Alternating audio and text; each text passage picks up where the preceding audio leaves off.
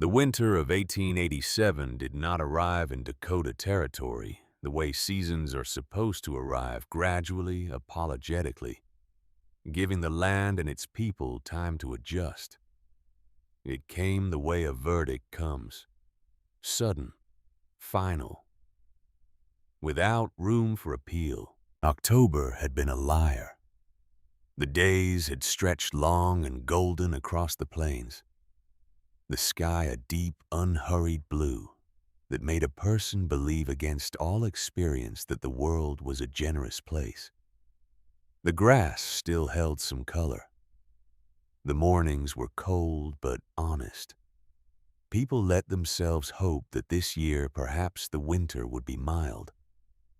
Perhaps this year the plains would show some mercy. They were wrong. By the last week of October, the temperature dropped 15 degrees in a single afternoon. The wind shifted to the north and brought with it a smell that every experienced homesteader on the Dakota plains recognized immediately. The metallic iron-cold scent of deep winter of a season that had not come to visit, but to stay. The old-timers looked at the sky and said nothing. They had learned that the sky in Dakota did not respond to argument. It only responded to preparation. And so they went home, checked their wood piles, checked their chinking, checked their stores of salted meat and dried corn, and they braced themselves. For Elsa Voss, there was nothing to brace. She stood at the single window of the cabin, watching the sky change color, and she understood with a clarity that felt almost peaceful that she was in serious trouble. The woodpile beside the cabin was a joke. It would last 2 weeks of real cold, maybe 3 if she was careful. If she burned small fires, if she wore every piece of clothing she owned to bed. The cabin itself was a problem she had not let herself fully examine until now. Jakob had built it in a hurry in the first summer of their marriage with the intention of expanding it before the next winter came. He had planned so many things before the next winter came. The logs were thin by Dakota standards. The chinking the mud and straw mixture packed between the logs to seal out the wind had dried and cracked in the heat of summer and had not been replaced. She could feel the air moving through the walls on still days. On windy days, the cabin breathed cold like a living thing. Jakob had been dead for 6 months. He had been 31 years old, broad-shouldered, steady-handed. A man who could look at a piece of unbroken land and see a farm the way other men could look at a blank page and see a story. He had loved this quarter section of Dakota prairie with the particular passion of someone who had grown up with nothing and now had something, however hard and unyielding that something might be. He had died of a fever in 4 days. The fever had come on a Tuesday, and by Saturday he was gone. And the land, the debt, the half-finished barn, the cracking cabin, and the enormous silence of the plains were all left to Elsa. She was 19 years old. She had come west from Lancaster, Pennsylvania, where her mother kept a tidy house on a narrow street, and her father worked in a dry goods store where the winters were cold, but manageable, where neighbors were close enough to hear you if you called out. She had come west because Jakob had asked her to, and because she had loved him with the kind of love that makes geography irrelevant. She had learned the plains slowly, painfully, the way you learn a language spoken by people who do not particularly want you to understand it. She had learned the wind and the silence and the way distances swallowed sound. She had learned that on the Dakota prairie, self-sufficiency was not a virtue, it was a requirement as basic and non-negotiable as breathing. What she had not learned, what she had relied on Jacob to know, was how to survive a Dakota winter alone. The women in the surrounding homesteads looked at her with the specific kind of pity that is almost worse than contempt. A soft, sorrowful pity that had already decided her fate and was simply waiting for the outcome to confirm it. They brought her bread and pickled vegetables and left them on the doorstep without knocking, the way you leave food for an animal you cannot quite bring yourself to watch starve. They meant well. Elsa knew they meant well. But their kindness had the texture of a farewell, and she found it harder to accept than she expected. The men looked past her, not unkindly, but with a practical efficiency that was perhaps more honest than the women's pity. They looked at her land and saw a quarter section that would be available come spring. They looked at her cabin and saw a structure that would not make it through February. They looked at her woodpile and said nothing because there was nothing useful to say. It was into this landscape of quiet desperation that Cornelius Hatch arrived on the 23rd of October, riding a good horse and wearing a coat that cost more than Elsa's entire household. He was 55 years old, heavy-set, but not soft, with a broad face that had been weathered by years of Dakota wind into something that resembled authority. He was the land agent for the Northern Pacific Railroad, a position that gave him the kind of power on the plains that in other places would require an official title and a government seal. In Dakota Territory in 1887, controlling the land meant controlling everything, and Cornelius Hatch controlled a great deal of land.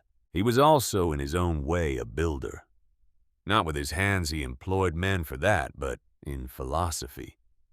He had designed or supervised the construction of nearly every substantial homestead in the county. And his design philosophy was simple, consistent, and in the way that all philosophies built on genuine experience tend to be partially correct. Build thick walls. Use the best logs you can find. Install a cast iron stove, a Monarch if you could afford it, and feed it constantly through the winter. Fight the cold with mass and fire. The cold was an enemy, and you dealt with enemies by overwhelming them. His own house was the largest in the region, a fortress of heavy timber and fieldstone that consumed a small forest each winter and maintained through sheer ferocity of combustion, a temperature that made it possible to live without thinking constantly about dying. It was, by any measure, an impressive achievement. Cornelius Hatch was proud of it. He had earned the right to be proud of it. He dismounted at Elsa's gate. There was no actual gate, just a gap in the fence line where a gate would eventually go, and walked to the cabin door with the unhurried confidence of a man who already knew the outcome of the conversation he was about to have. He knocked. 2 solid knocks, not unkind. Elsa opened the door. She had been expecting someone.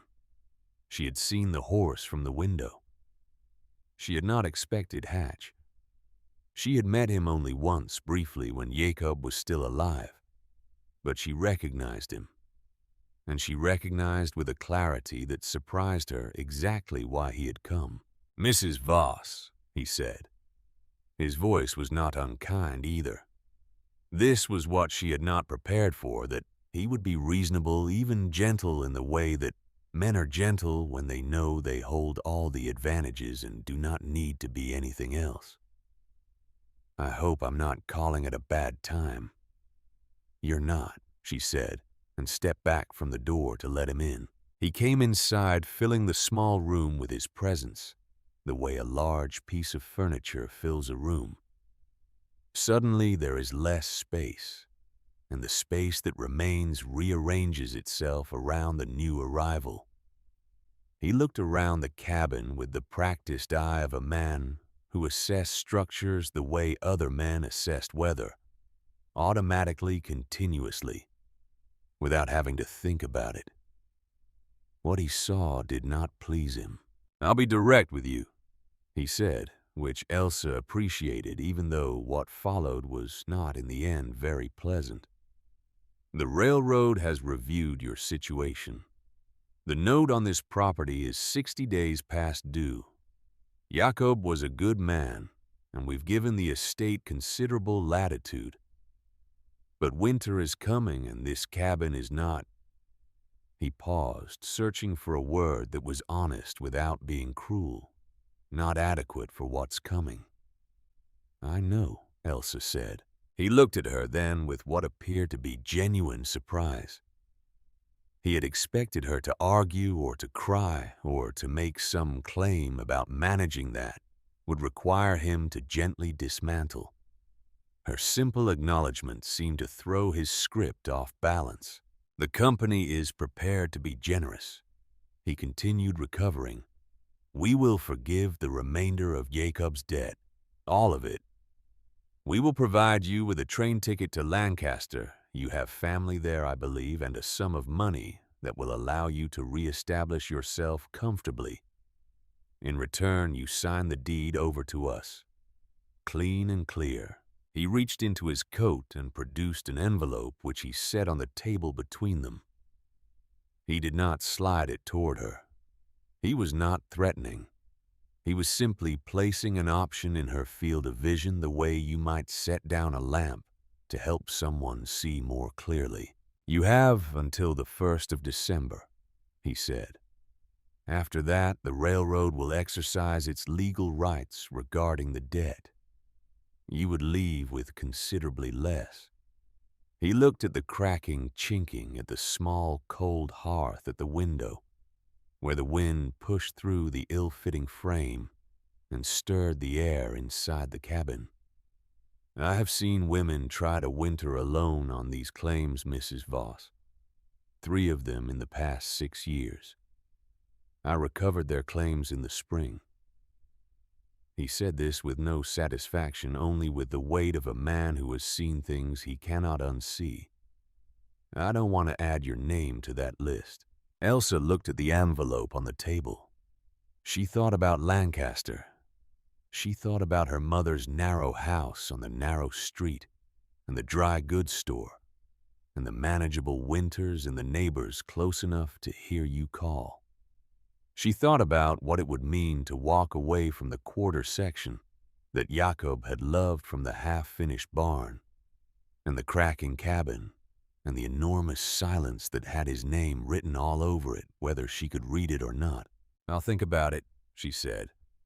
Cornelius Hatch put on his hat. "Think quickly," he said, not unkindly. "The cold doesn't wait for decisions." He left.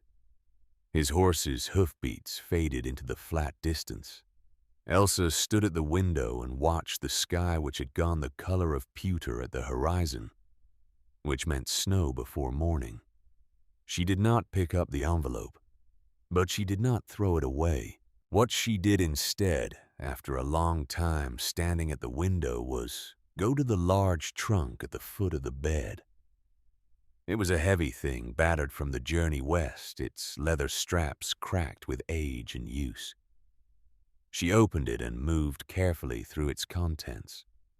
Her wedding dress folded in tissue that had yellowed at the edges. 3 of Jakob's shirts still folded the way she had folded them the last time she washed them, a daguerreotype of her parents taken the year before she left Pennsylvania. A lock of hair tied with a ribbon that she did not examine closely. At the bottom, wrapped in a piece of faded blue cloth, was the journal. It had belonged to her grandmother, Oma Britta, who had come to America from Denmark in 1839 at the age of 22, with nothing but a small wooden chest and a head full of knowledge that the new country did not yet know it needed. Oma Britta had been by any measure an extraordinary woman, small and pale-eyed, and possessed of a quiet certainty that Elsa had spent her childhood trying to understand and her adulthood trying to emulate. She had died when Elsa was 12, leaving behind the journal which Elsa's mother had pressed into her hands the morning she left for Dakota with the instruction to keep it safe. Elsa had not opened it in 2 years. She brought it to the table, pushed Hatch's envelope aside, and opened it.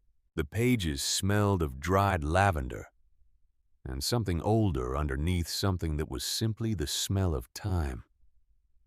The writing was a mixture of Danish and English, the letters small and precise. The ink in places faded to near invisibility. Oma Britta had written recipes and poems and observations about the weather and the behavior of plants, and pressed between the pages were flowers flat and translucent with age, and what appeared to be small samples of different types of soil. Elsa turned pages slowly, carefully, reading in patches, following her grandmother's mind through the years. And then perhaps 40 pages in, she found the section she had not known was there. It was headed in Danish with a word she did not immediately recognize. She sounded it out slowly, the way Oma Britta had taught her to approach unfamiliar Danish. Take the syllables separately.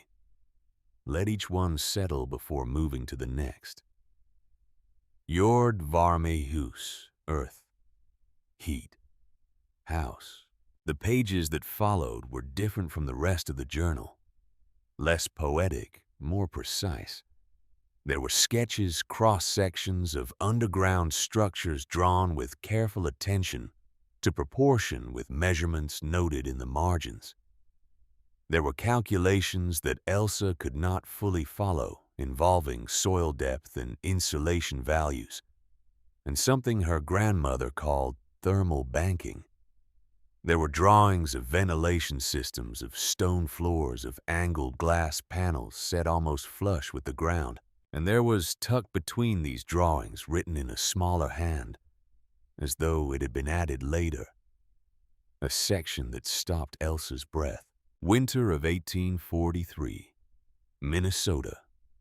I built the first version of what I have described above, following principles I learned from my father, who learned them from his father, who survived winters on the Jutland coast that would kill a Dakota man in an afternoon. I built it wrong the first time. I did not follow my own instructions. I placed the stones without adequate dry straw beneath them, because I was impatient, because I was afraid, because the cold was already at the door. The floor cracked on the third night, and the cold came through from below, and I nearly lost the whole enterprise. I had to tear up what I had built in the dark in temperatures that would turn water to ice in minutes, and do it again correctly. I was so tired I could not feel my hands. But I did it again. And the second time it held. It held all winter. The temperature outside fell to 30 below. Inside the earth room I was warm, not hot. Not the blazing, greedy warmth of a fire. The quiet, steady warmth of the earth remembering summer. I have written this account for whoever comes after me, whoever needs it. Do not build it wrong to save time. You will lose more time fixing it. Follow the instructions. All of them. Even the ones that seem unnecessary. Especially those. Elsa read this passage 3 times. She sat with it for a long time.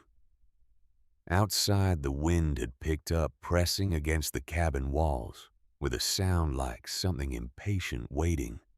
The first light snow had begun to fall, visible in the last gray light of the afternoon, small and precise flakes that were the polite forewarning of something much larger to come.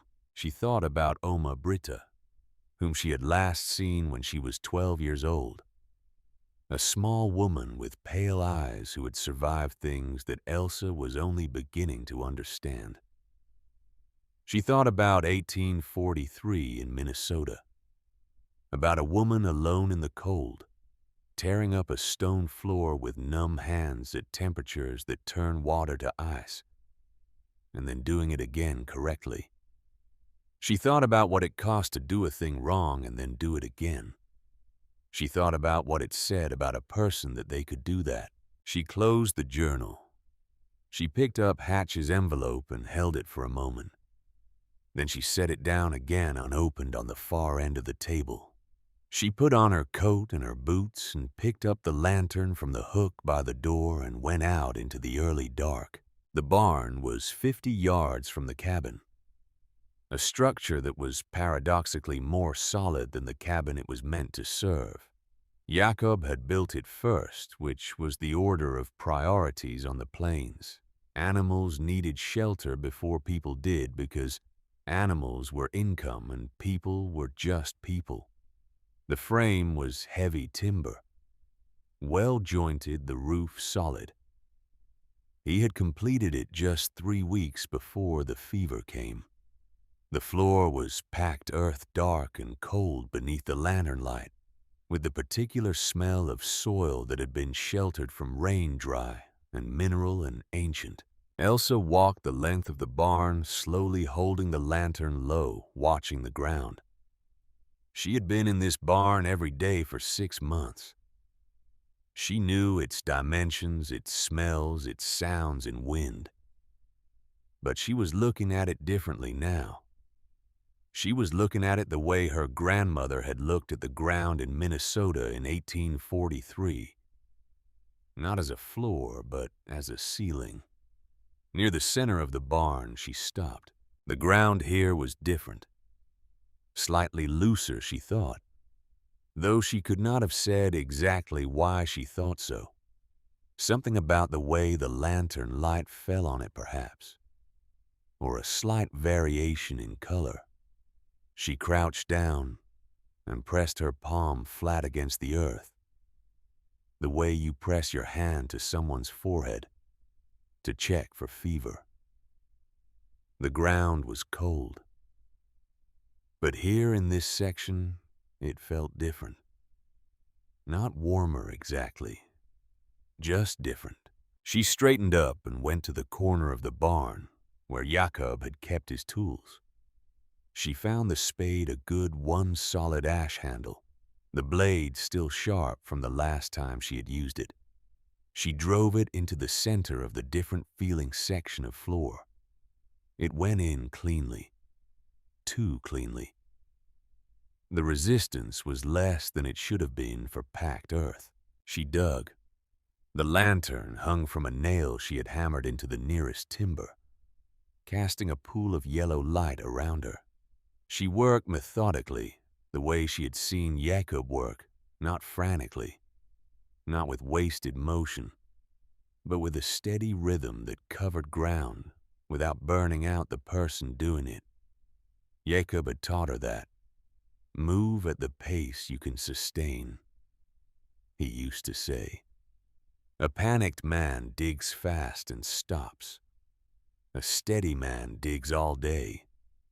2 feet down, the spade hit wood, not a root, not a buried branch. Something flat and regular, a plank. She cleared the dirt from around it, working outward from the center, and found another plank beside it, and another. Carefully fitted heavy lumber that had been here for a very long time. She cleared the perimeter of what turned out to be a large rectangle, perhaps 4 feet by 6 feet, and found at one end, half buried in the compressed earth, a thick iron ring. A trapdoor. She stared at it for a long moment, the lantern light making the iron ring glow faintly orange. Then she went back to the corner and got the long timber beam that had been left over from the barn's construction. Jakob had been saving it for the expansion he was planning, and wedged one end under the iron ring. She put her weight on the other end. Nothing. She shifted her grip, moved her feet, and tried again. This time there was a groan, low, structural. The sound of wood and metal that has been bonded by years of rust and compressed earth, being asked to separate. She pushed harder. The groan deepened.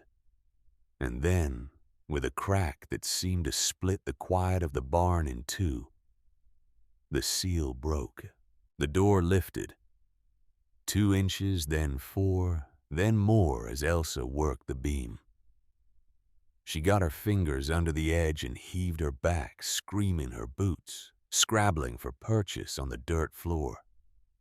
The door rose heavy and resistant, until finally she could push it up and over, and it fell back against the barn floor with the impact that shook the timbers above her head and startled something small in the rafters into a brief panicked flutter. She held the lantern over the opening. Stone steps descended into the dark. 6 of them steep and narrow, slick with damp but solid. She could see the careful way they had been cut and fitted the work of someone who knew what they were doing. Below the steps was darkness, and out of that darkness came a smell that she felt somehow she recognized earth, and mineral cold and stillness, a deep, underground quiet that was entirely different from the silence of the cabin or the silence of the plains. She went down. Each step brought the temperature change she had been hoping for and not quite allowed herself to expect. Not warmth exactly, but the cessation of cold. The killing edge that lived in every cubic foot of Dakota air in October was simply not present down here. The cold existed, but it was a different kind of cold, steady even without ambition, without intent. At the bottom of the steps, she held the lantern up and looked. The cellar was small, perhaps 10 feet by 12, with stone walls that had been built by someone with considerable skill.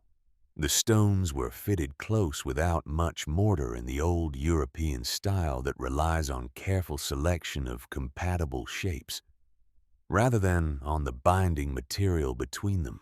The ceiling was low arched brick, darkened with age.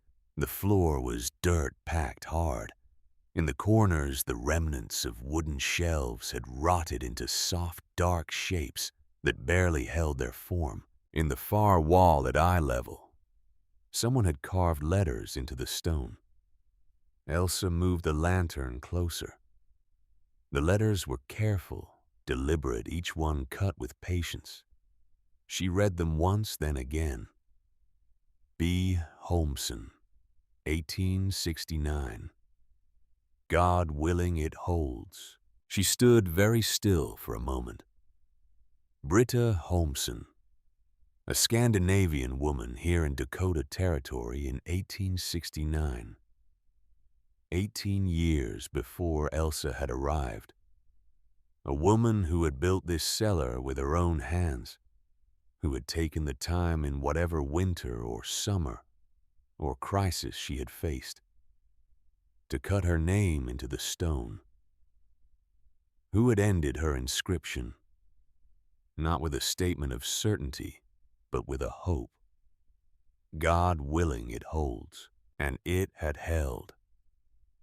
For 18 years through Dakota winters that Elsa was only beginning to understand this space had held. Whoever Britta Holmson had been wherever she had gone after this, and Elsa did not know, could not know she had built something that lasted. Elsa sat down on the bottom step. She set the lantern beside her and held the journal in both hands. She looked at the stone walls, at the carved inscription at the low ceiling that the earth above pressed down upon, with the weight of everything above it.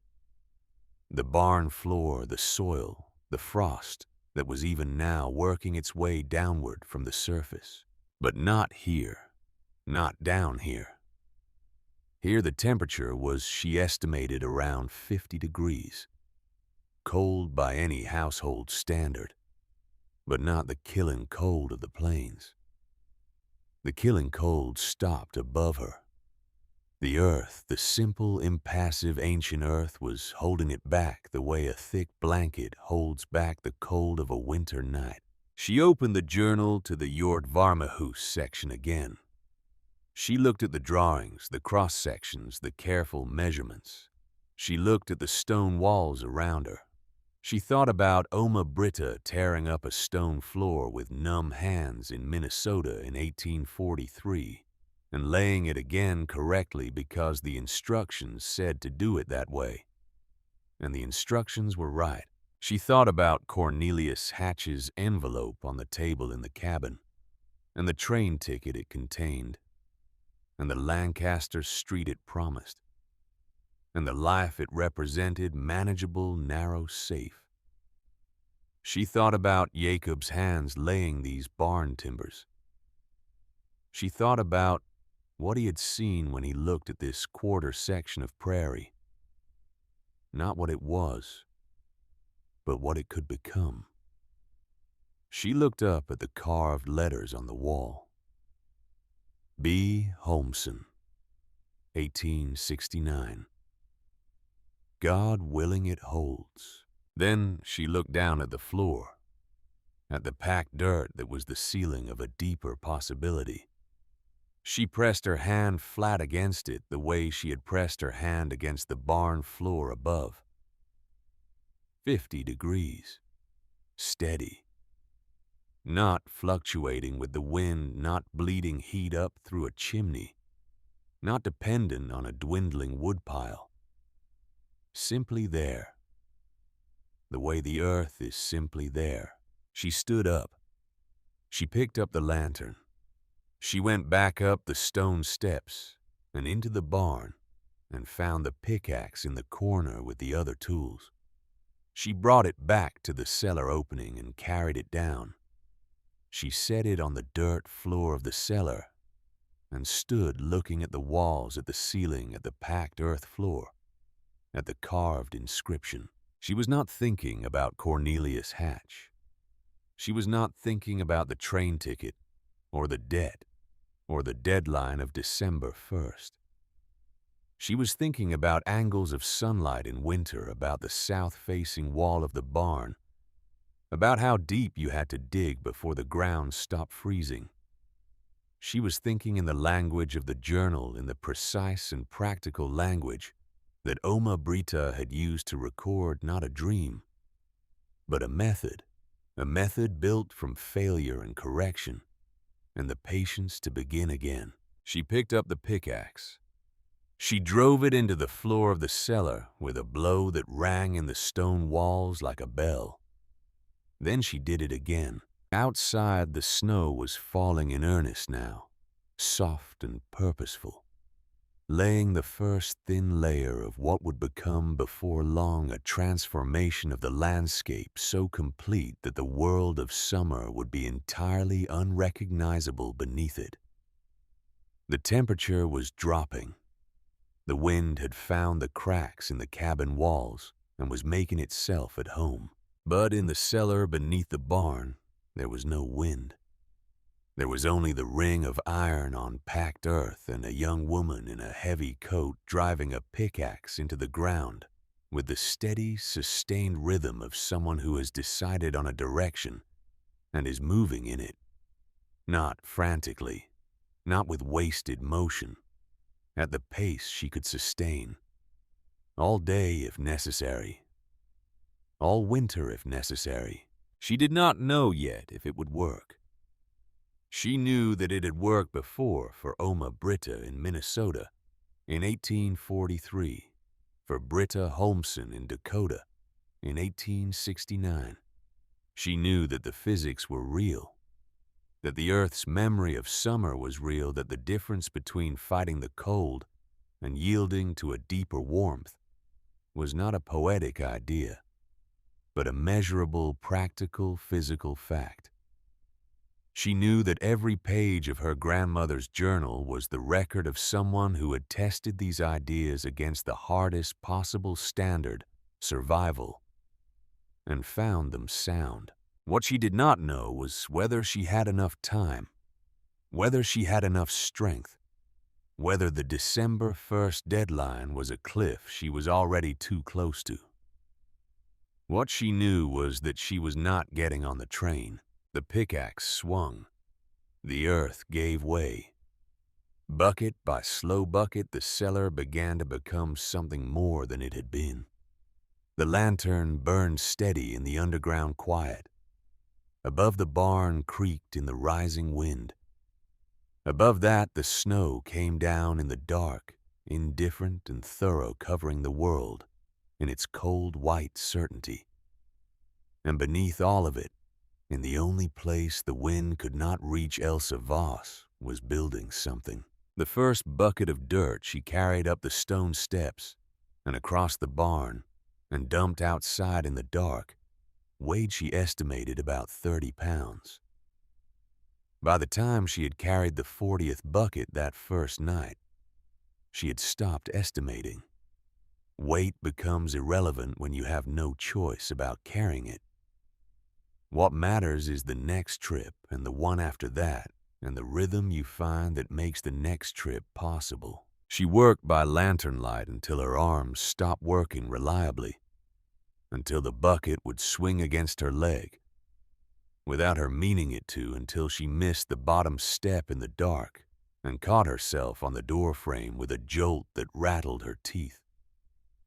Then she went to the cabin, ate cold cornbread and drank water that was already beginning to develop a skin of ice in the bucket by morning, and slept for 4 hours. Then she went back. November came in on the back of a north wind that meant business. The days were short now, light arriving reluctantly around 7 in the morning and abandoning the land again before 5, as though the sun had somewhere more important to be. In those few hours of gray light, Elsa worked above ground, hauling field stones from the crumbling wall at the eastern edge of her property, loading them into the small wooden cart Jakob had built for moving soil, dragging the cart across the frozen ground to the barn. The stones were heavy, awkward, cold enough to burn the skin through her gloves. Each trip from the wall to the barn covered perhaps 150 yards. She made the trip 6 or 7 times a day when the ground was manageable, fewer when the snow was bad. In the evenings, by lantern light, she worked below. The cellar was deepening.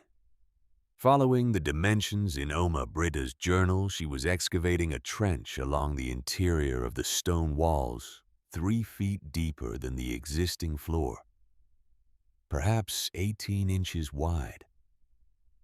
This trench was the foundation of everything.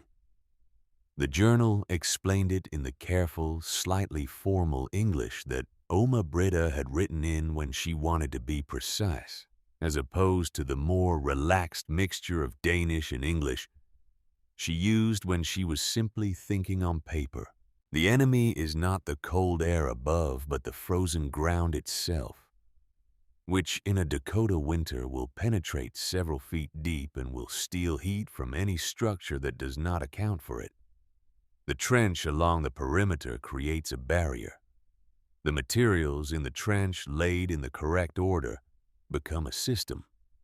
Think of it not as a floor, but as a slow machine for storing summer. A slow machine for storing summer. Elsa repeated this to herself sometimes while she worked in the rhythm of the pickaxe or the scrape of the shovel. It was the kind of phrase that got into you. Not because it was pretty, though it was, but because it was accurate. The earth below the frost line was not cold in the way that the air was cold. It was stable. It held its temperature the way a good stone wall holds its shape. Not dramatically, not with any particular effort, simply by virtue of what it was made of and how deep it went. Into the bottom of the trench she packed dry straw, hauled from the corner of the barn, where Jakob had stored it for animals he had intended to buy the following spring. The straw went in 8 inches deep, tamped down firmly but not compressed. It needed to hold its air pockets to insulate effectively. Then she began laying the stones. This was the work that nearly broke her. Each stone had to be carried down the narrow stone steps carefully, with both hands. Her back carrying the weight since her arms could not manage the angles, and then set precisely into the trench in a way that would create a stable, even surface when all the stones were in place. Some of the field stones were well suited to this and went in cleanly. Others were the wrong shape or the wrong thickness and had to be discarded, dragged back up the steps, swapped for a different stone from the pile in the barn. There was no shortcut to this. The stones had to fit or they would not work. On the 6th day of November, she dropped a stone on her left hand. Not a catastrophic injury. 2 fingers badly bruised, not broken, she thought, though she could not be certain. She sat on the cellar floor with her hand between her knees and breathed through the pain with the focused, deliberate breathing that Oma Britta had once described to her as the oldest medicine in the world. Just breathe. Let the pain exist. Do not fight it. Do not catastrophize it. Just breathe until it settles into something manageable, and then decide what to do next. What she did next was wrap the fingers tightly with a strip of cloth torn from a shirt she could no longer use anyway, and continue laying stone. She was 12 days into the work. The trench was almost complete. The stone floor extending across perhaps 2/3 of the cellar, when she found the passage in the journal that she had read before, but not carefully enough. It was on page 47, written in smaller letters than the surrounding text, as though it had been added as an afterthought or a warning. She had registered it on her first reading and moved past it, impatient to get to the larger design.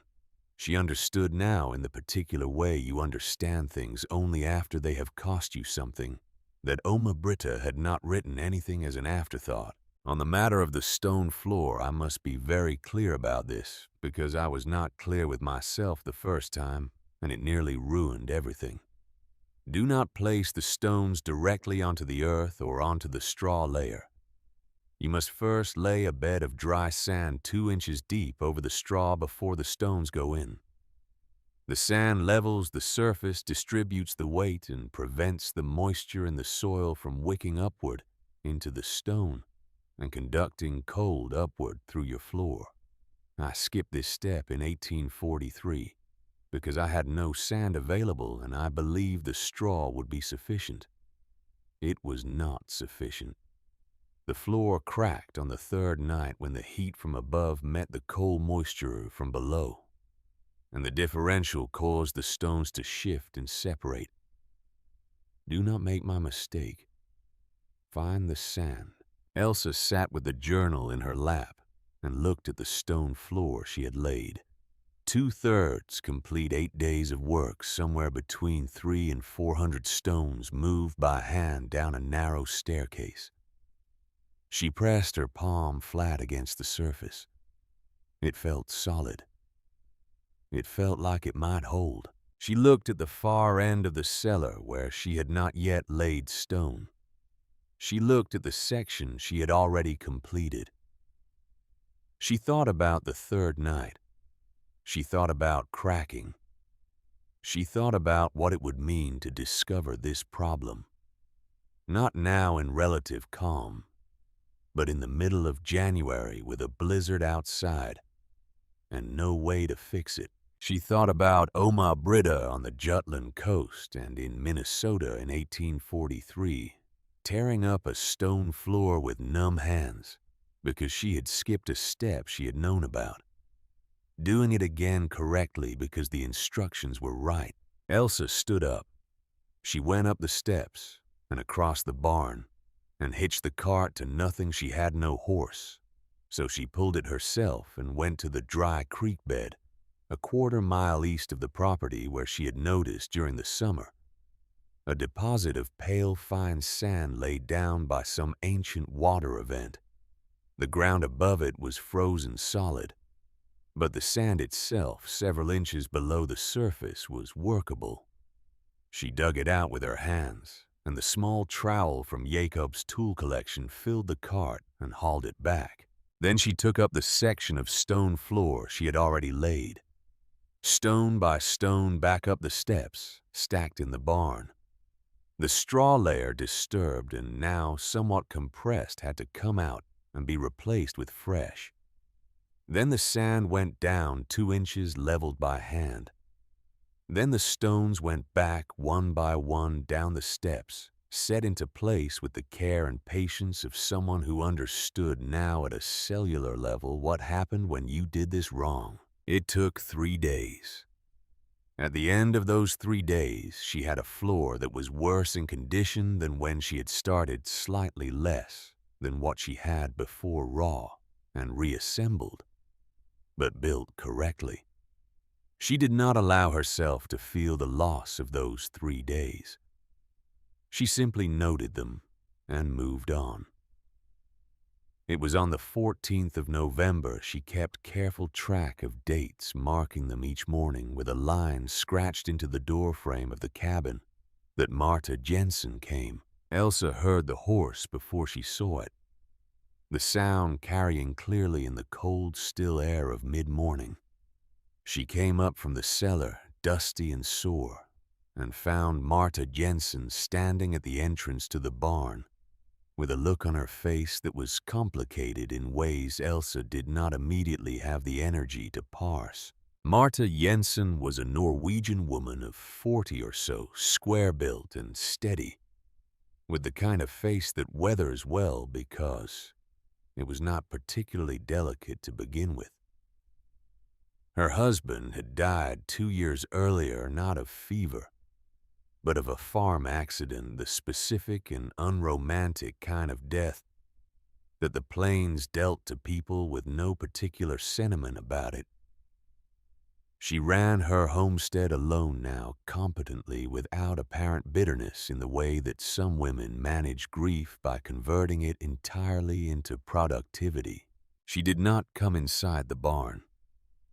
She stood at the entrance and looked at the mound of excavated dirt outside, and at the cart with its load of field stones, and at Elsa covered in dust and dried mud, her bruised fingers wrapped in cloth, her eyes clear and direct. Marta looked for a long time without speaking. Then she reached into the wagon behind her and produced a large cloth sack, which she set down on the ground inside the barn entrance. Inside the sack, Elsa found this when she opened it, after Marta had turned her wagon around and started back. Without a word were 2 things. The first was a covered tin pail of bean soup, still warm inside its wrapping of burlap. The second was 2 window sashes, good ones with the glass still intact. 18-inch by 24-inch frames, the glass thick and slightly rippled in the way of good window glass made in that era. Someone had packed them carefully for transport, the glass protected by strips of cloth tied between the frames. Elsa held one of the sashes and looked at the glass. She knew without needing to be told what these had been. Marta's husband had ordered them the winter before he died for the expanded house he was planning to build.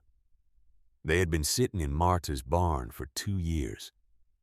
They were the kind of thing a woman keeps because her husband valued them, and she cannot yet bring herself to treat his values as irrelevant. Elsa set the sashes down very carefully against the barn wall. She picked up the tin pail of soup. She sat on the dirt floor of the barn and ate the soup without a bowl, drinking it directly from the pail while it was still warm. And she did not cry. She had not cried since the morning after Jakob died, and she had not cried since then. and she did not cry now. But she held the warm pail in her bruised hands for a long time after the soup was gone, simply absorbing the warmth of it, the specific warmth of something prepared by someone else's hands, with some portion of care for the person who would receive it. Then she got up and went back to work. The skylight was the most technically demanding part of the project, and she left it for when she had the clarity and physical reserve to do it correctly.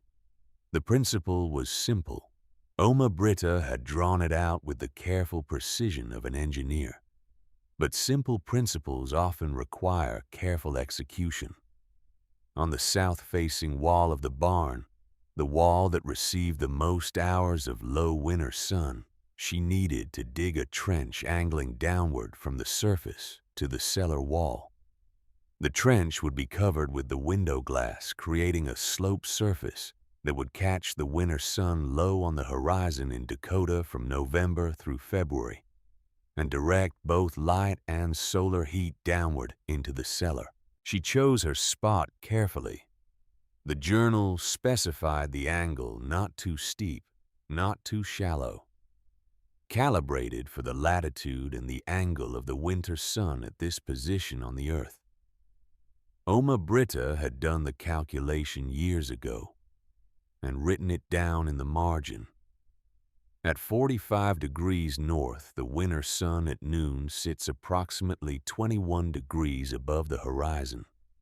The glass panel should be angled to face it directly. This maximizes both light and heat gain. Elsa dug the trench over 2 days, working from both ends, from the surface downward and from the cellar wall outward.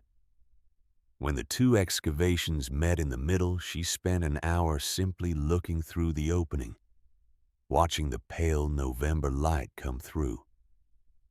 Even without glass, even on an overcast day, the difference was immediate and physical. Light in the cellar, air moving. The underground room suddenly connected to the world above in a way that made it feel less like burial and more like shelter. She built the wooden frame for the glass over the course of an afternoon, using lumber from the barn's construction remnants and the hammer and nails from Jacob's tool collection. The frame had to be solid. It would bear the weight of snow, and it had to seal tightly against the barn wall at the top and the cellar wall at the bottom to prevent cold air from coming through the edges. She fitted, checked it, adjusted it, and fitted again.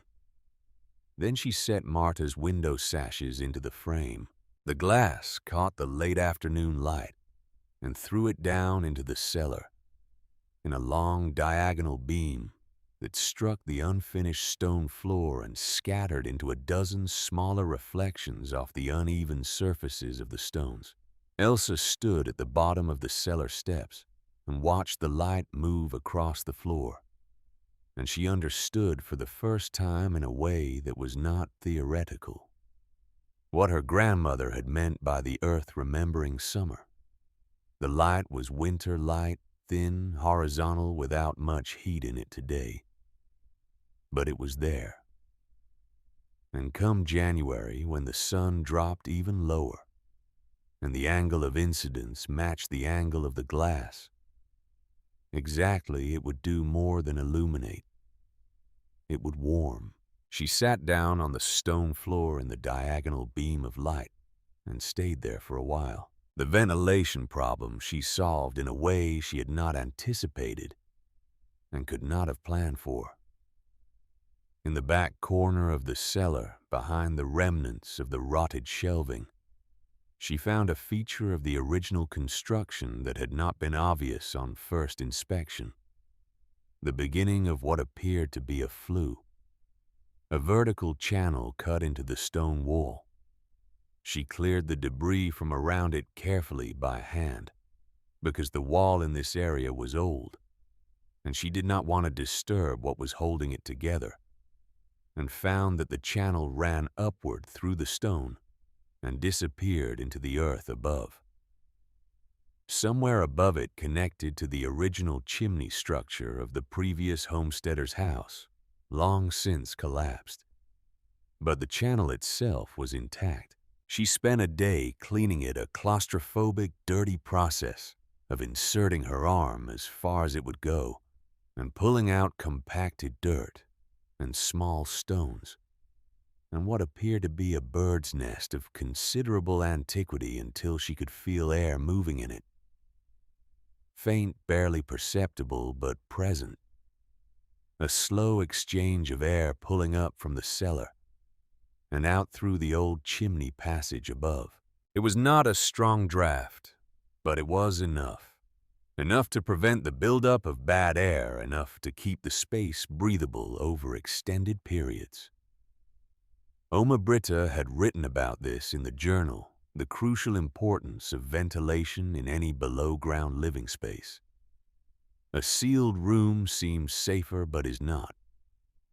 Air like fire needs to move to remain healthy. Find the movement. If it does not exist, create it. A small hole rightly placed is worth more than a large room poorly ventilated. The flue was not a small hole. It was better than a small hole. It was a miracle of accidental alignment, a feature of someone else's long-ago construction that had waited 18 years to be useful again. On the 20th of November, Cornelius Hatch came back. He rode in from the North Road with another man beside him. A broad, ruddy-faced individual in a good wool coat who had the look of a working farmer. Rather than a speculator, someone whose hands showed the same evidence of labor that Elsa's did, though presumably under better conditions. Hatch's expression when he came in sight of the barn was one that Elsa, watching from the barn doorway, had not seen on him before. It was not contempt, and it was not condescension. It was something more uncomfortable than either. It was uncertainty which on a man like Cornelius Hatch wore itself as a kind of tightening around the eyes, a slight hardening of the jaw. They dismounted and walked toward the barn. The mound of excavated dirt outside was now very large. Several weeks of bucket-by-bucket removal had produced a hill of dark earth that was in its way a monument to the work Elsa had done. You could not look at it without understanding that someone had moved it all by hand, one bucket at a time. Hatch looked at it. The other man looked at it and then looked at Elsa. "This is Mr. Gunderson," Hatch said by way of introduction. "He farms outside of Fargo. He's been looking for an opportunity to expand." He said this in the tone of a man reminding a weaker party of the strength of his position. Gunderson nodded at Elsa with the brief, practical nod of a man who does not waste social energy on situations he has already assessed. But his eyes were on the barn, and then on the mound of dirt, and then on the hole in the south-facing wall of the barn where the skylight frame was now installed, the glass glinting in the November gray. "What's that?" he said. Not to Hatch, to Elsa. "A solar collector," Elsa said. "It directs winter sunlight into the structure below." Gunderson looked at her. He had the face of a man who had spent 30 years forming rapid and generally accurate judgments about practical things. "Below," he repeated. "You're heating something underground." "I'm storing heat in stone. Below the frost line, yes." There was a silence. Gunderson looked at the skylight, at the mound of dirt, at Elsa's wrapped fingers and dust-coated coat. He was working something out. Hatch waited with the impatience of a man whose script has been interrupted by an unscheduled development. "What's the temperature down there?" Gunderson asked. "At present, without having run the charging fire yet, around 50 degrees. Consistent regardless of the surface temperature." Gunderson turned to Hatch. "Can I look at it?" Hatch's expression shifted. He had not expected this question, and did not know how to answer it without either endorsing Elsa's work, which violated his purposes, or refusing to let a potential buyer examine a feature of the property which violated his other purposes. He managed a kind of non-committal gesture that Gunderson interpreted as permission. Elsa led them down the steps. She held the lantern. Behind her, she heard Gunderson's boots on the stone steps, and then Hatch's heavier tread. In the cellar, she held the lantern high and let them look.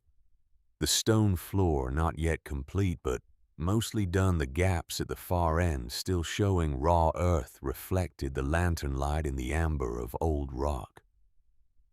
The south wall where the skylight opening came through showed a bar of pale daylight that lay across the floor like a promise. The temperature was what it always was down here, unchanging, steady, indifferent to the wind above. Gunderson crouched down and pressed his palm flat against the stone floor. He stayed in that position for a long time. Elsa watched him and did not speak. She understood what he was doing. He was feeling it, the steadiness, the absolute absence of the fluctuation that defined every surface structure in Dakota Territory in November. He was a farmer. His hands knew ground the way a musician's hands know keys. He was reading something. "How much wood does it take?" he asked. "For the charging fire, 4 to 5 hours of hot burning every 2 to 3 days. Perhaps a cord and a half for the entire winter at that rate." Gunderson stood up. He looked at the stone walls, at the carved inscription. B. Holmson, 1869, at the ceiling, at the ventilation flue in the corner. He looked at the skylight panel. The pale light coming through. He was doing a calculation that Hatch was watching him do, and Hatch did not like the result that the calculation appeared to be producing. "Cord and a half," Gunderson said, almost to himself. "I burn 6 cords minimum. Some winters 8. He turned and went back up the steps without another word. Hatch followed. Elsa came last, pulling the cellar door closed behind her. Outside, Gunderson stood looking at the property, the barn, the cabin, the mound of dirt, the frozen fields. "I'll be in touch," he said to Hatch, but he said it in a tone that did not mean what Hatch wanted it to mean. It meant, "I need to think about this." It meant what I just felt down there is something I was not prepared for. It meant the conversation I came here to have is not the conversation I'm leaving with. They rode away. Hatch glanced back once, and Elsa was still standing in the barn doorway, and she met his gaze with the same direct, unhurried steadiness that she had been practicing since October. And he looked away first. She went back down the steps. The charging fire was a problem she had been working toward and thinking about simultaneously since she had first read the journal.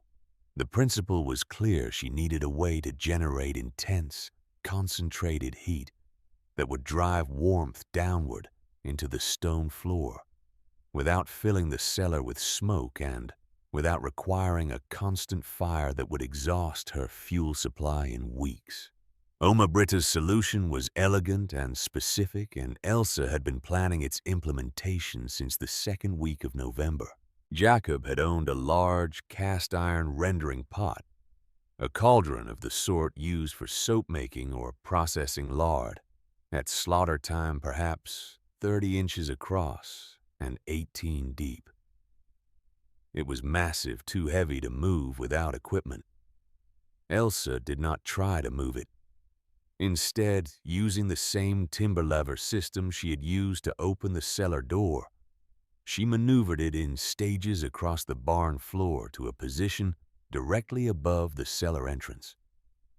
She built a stone platform for it there, a cylinder of mortared fieldstones perhaps 2 feet high that elevated the pot and created an air gap beneath it. In the barn roof directly above the pot, she cut a hole. It was the most nerve-wracking hour of the entire project, standing on a ladder with Jacob's brace and bit, drilling through the solid timber roof boards 1 careful inch at a time, trying not to think about what she was doing to the structural integrity of the one building on the property that was genuinely solid.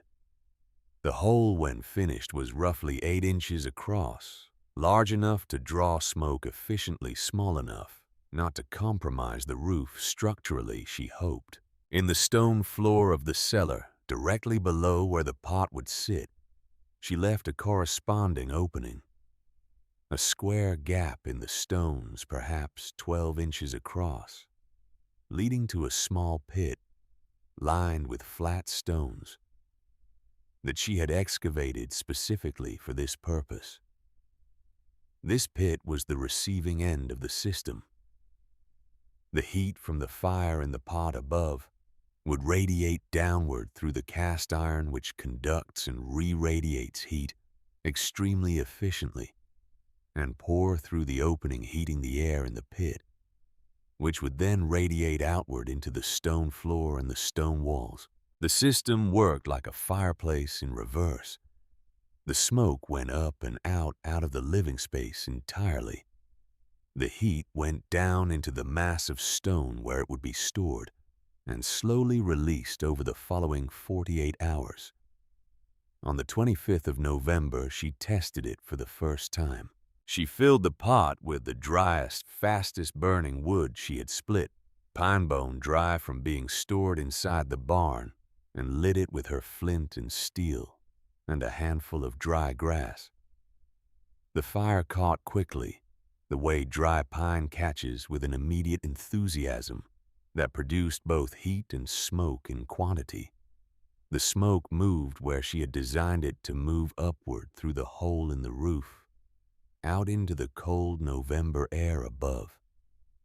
She stood in the barn and watched the smoke curl through the hole and dissipate in the wind, and felt a relief so physical it was almost embarrassing. Then she went down the steps. The heat arrived before she expected it. She was halfway down the staircase when she felt it. Not the specific dry heat of a fire, but something more diffuse, more general. The air at the bottom of the steps was noticeably warmer than it had been. She stood over the pit opening in the stone floor and held her hand above it, and felt the column of heat rising through, not hot enough to burn, but substantial, consistent, the kind of warmth that makes you understand in a physical way how much energy a well-fed fire produces. She let the fire burn for 4 hours, going up every 30 minutes to feed it. Each time she descended, the cellar was measurably warmer. Not dramatically, this was not the instant aggressive heat of a stove. This was gradual, patient, the way the earth itself changes temperature.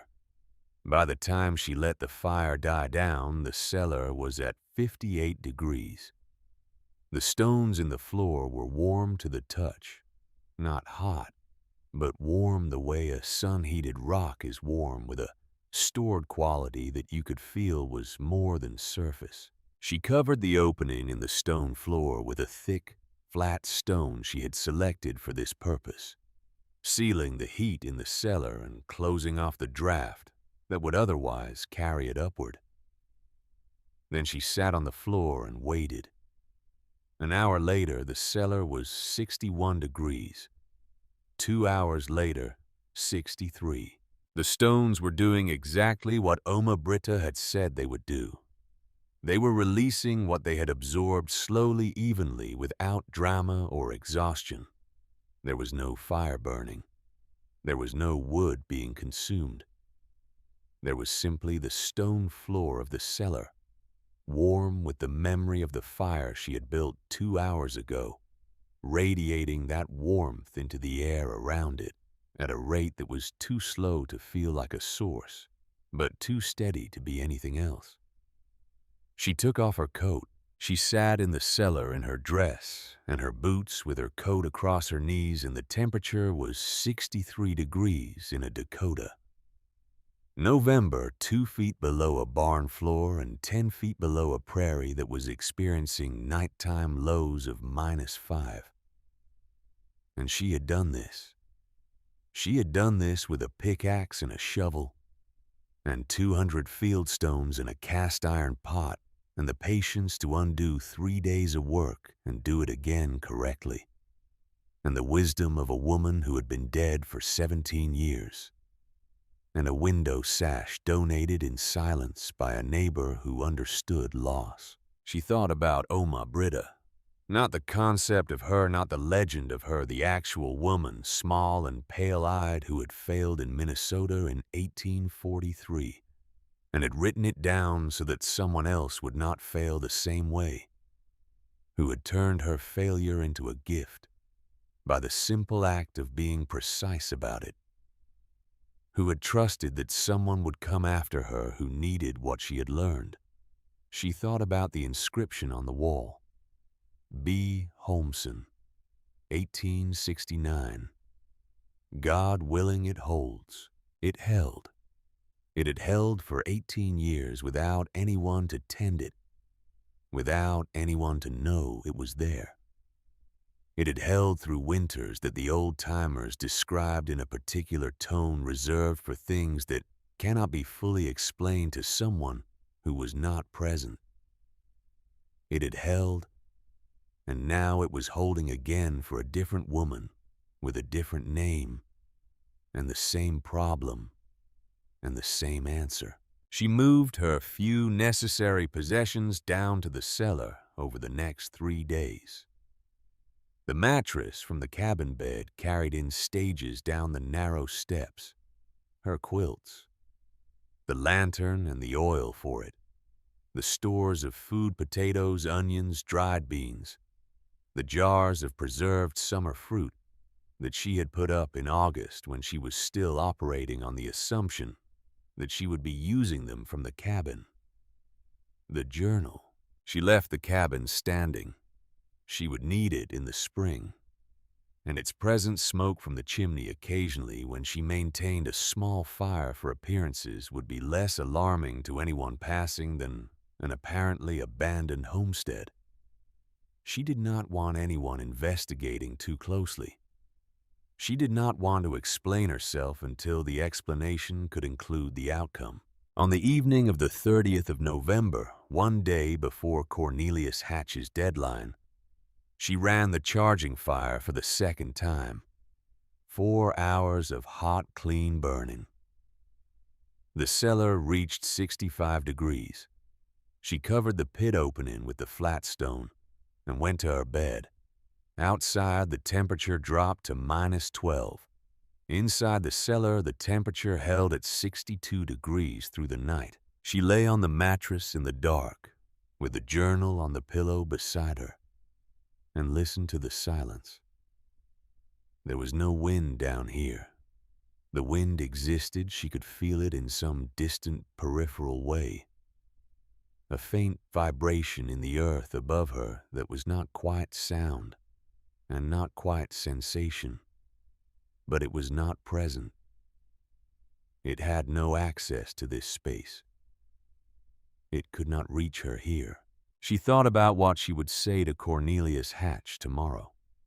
She thought about how to explain to a man who had built his life around fighting the cold that there was another way, that the fighting was not necessary, that yield could be a form of strength.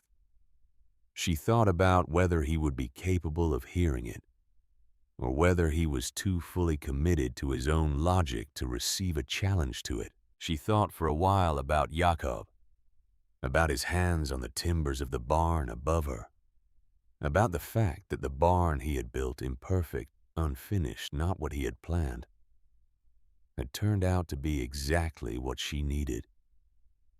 Not in the way he had planned it, but in a deeper way. in the way that things you build with genuine care tend to serve purposes beyond the ones you intended. She fell asleep without meaning to. One moment she was thinking and the next she was not. And between those two moments there was nothing but the deep, wordless dark of the earth holding her steady. Above on the Dakota plains, the temperature outside continued to fall. The sky was a hard black dome salted with stars of absolute indifference. The wind moved across the flatland with nothing to stop it for 300 miles in any direction. It was the kind of night that the plains were made of, the kind of night that had ended 1,000 stories on this prairie, final and absolute. In the cellar beneath the barn, Elsa Voss slept without shivering for the first time since October. The stone floor held its warmth. The walls held their quiet. The earth held everything. Above her head, unseen in the dark, a horse came along the north road at a slow walk. It was Cornelius Hatch riding past before his morning appointment, unable to sleep himself, coming to see if there was anything to see. He came level with the barn and slowed. Through the gap between the barn doors, a thin line of light was visible, the lantern still burning low on its shelf. Not the light of a fire, not the frantic light of someone struggling to stay warm. Just a steady, quiet glow. He sat on his horse for a moment in the -12 night, looking at that line of light. His breath made clouds in the air. His horse shifted beneath him, wanting to move and keep warm. He turned the horse and rode back toward his house, his large timber and iron house with its cast iron stove and its enormous woodpile and its walls thick enough to make a man believe he could hold the winter at bay by sheer force of construction. He rode home, but he rode home different from how he had come. Some small part of the certainty had come loose. He did not acknowledge this even to himself. But it was loose, and the wind of the ride home did not put it back. Cornelius Hatch arrived at precisely 9 o'clock on the morning of December 1st. He was a man who kept his appointments. In his experience, the keeping of appointments was a form of authority. It communicated that your time had value, and that you expected others to organize themselves around that value. He had ridden through a morning that was brutally cold, the sky a hard, polished blue, that meant the temperature would not rise above 0 today, regardless of what the sun attempted. His horse's breath came in great white plumes. The ground rang under the hooves like iron. The cabin was dark. He had seen this before, the dark cabin, the abandoned claim, and he recognized it with a feeling he chose not to examine too closely. He dismounted and pushed the cabin door open. The cold inside was identical to the cold outside. The water bucket in the corner had frozen solid, a perfect cylinder of opaque ice. A thin layer of frost had formed on the inside of the window glass. The hearth was cold and dark, not the cold of a fire allowed to die down overnight, but the absolute cold of a space that had not been heated in days. He stood in the doorway for a moment and looked at the frost on the glass and the ice in the bucket. She had left, or she was dead. The claim was his. He stepped back outside. He scanned the property with the automatic efficiency of a man who assessed land for a living, the cabin, the barn, the frozen fields beyond.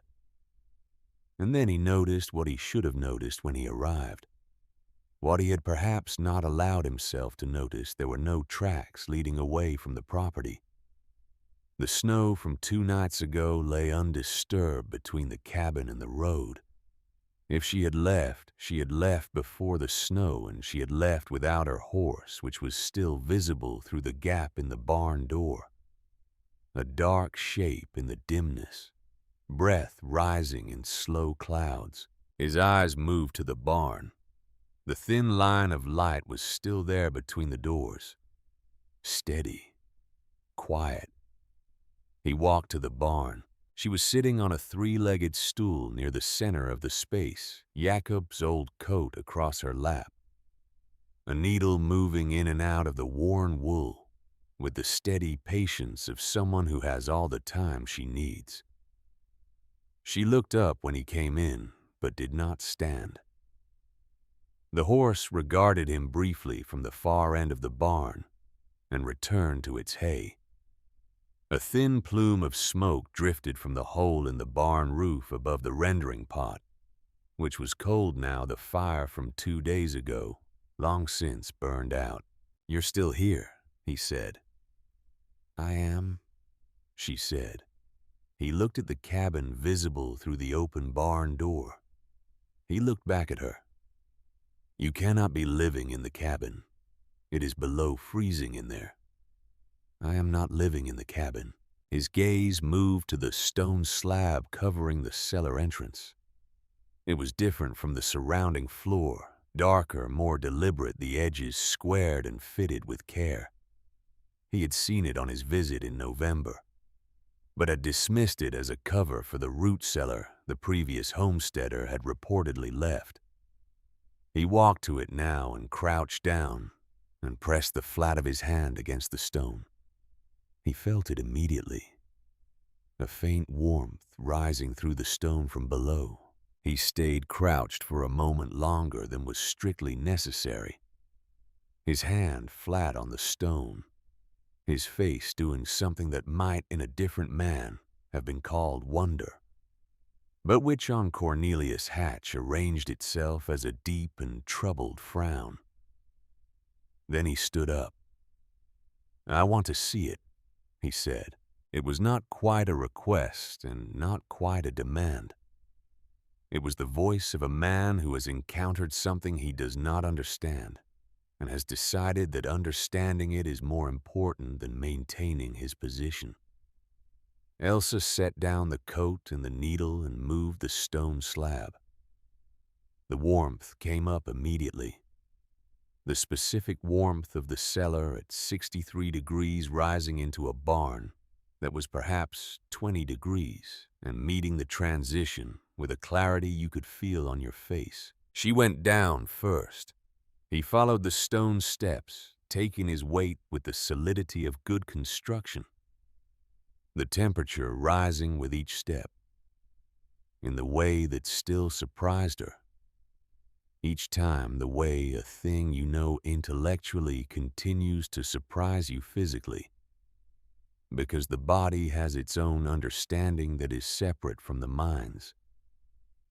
He stood at the bottom of the steps and looked. The cellar was exactly what it was. Small stone-walled, low-ceilinged, lit by the lantern hanging from its nail, and by the diagonal shaft of December sunlight coming through the skylight panel. The stone floor was warm underfoot. She could see him register this through the soles of his boots. That slight shift of a person recalibrating a sensation they expected to be cold and have discovered is not. The bed was against the far wall, neatly made. A book lay open on it. On the small shelf she had constructed from barn lumber, a few jars and tins were arranged with orderly practicality. The journal sat on the shelf beside them. Cornelius Hatch was a man who had built things his entire life. He understood construction at a level that was not intellectual but physical. The way carpenters understand wood, the way blacksmiths understand metal. Standing in this cellar, he was reading what had been built here, the way a man reads a text in his own language, not translating, simply understanding. He crouched down and pressed his palm flat against the stone floor. He held it there. He was feeling the temperature, yes, but he was also feeling something else, the quality of the warmth. Its evenness, its persistence, the fact that it was not coming from any visible source, that there was no fire burning, no fuel being consumed, that the warmth was simply there, held in the stone from some previous charging releasing itself, at a rate that the stone determined and not the fire. He stood up slowly. "How much wood?" he said. Not a question exactly. A calculation beginning. "A cord and a half for the winter," Elsa said, "at the rate of 4 to 5 hours of charging fire every 2 to 3 days." The silence that followed was long enough that she heard from above them the sound of wind picking up outside. The sky this morning had the quality of a statement about to be made. "I burned 7 cords," Hatch said. He was not talking to her. He was talking to the wall, or to the stone floor, or to some internal version of himself that was attempting to reconcile what it was feeling with what it had believed for 30 years. On a hard winter 8, he looked at the skylight, the pale December light coming through at its precise, calibrated angle. He looked at the ventilation flue in the corner. He looked at the carved inscription on the far wall. B. Holmeson, 1869, God willing it holds, and he looked at it long enough that Elsa understood he was reading it fully, taking in not just the name and the date, but the grammar of it, the hoping quality of it, the faith a person encodes in stone when they are not entirely certain, but are proceeding anyway. He turned and went back up the steps without speaking. She followed him up. He stood in the barn, his hat in his hands, looking at the rendering pot on its stone platform, at the hole in the roof above it, at the opening in the stone floor below it. He was reconstructing the system. She could see him doing it the way an engineer reverse engineers a mechanism he has encountered in the field, tracing the logic following the heat from the fire in the pot downward through the iron, downward through the opening into the stone floor below. "The iron radiates downward," he said. "Yes." "And the stone stores it." "Yes." He put his hat back on. He looked at her. She met his gaze with the same directness she had maintained since October. Not defiant, not triumphant, simply present. Steady. A woman who had done what she said she would do, and did not need to perform it for anyone. "I will be back," he said, "when the real cold comes." He rode away. Elsa watched him go, then went back down the steps, picked up the coat and the needle, and continued her mending. The real cold came 11 days later, the morning of January 12th, 1888. The sky was wrong. Every experienced person on the Dakota Plains felt it before they could name it a quality to the air. A stillness that was not peaceful, but loaded the way a room goes quiet before something significant happens. The temperature at dawn was around 20 degrees, which by January standards was almost mild. The sky was a flat, uniform gray-yellow that gave the light a sickly submarine quality. Birds that should have been dormant appeared briefly and then vanished. The horses were nervous. At 11 o'clock in the morning, the temperature was still hovering around 15 degrees. Children were in school. Farmers were in their fields or in their barns. People had allowed themselves the small luxury of believing the day would be ordinary. The storm arrived from the northwest at what witnesses later described as a wall, not a gradual increase in wind and snow, but a literal wall of white that moved across the plain at a speed that made rational response almost impossible. The temperature dropped 52 degrees in under 3 hours. The wind went from calm to hurricane force between one breath and the next.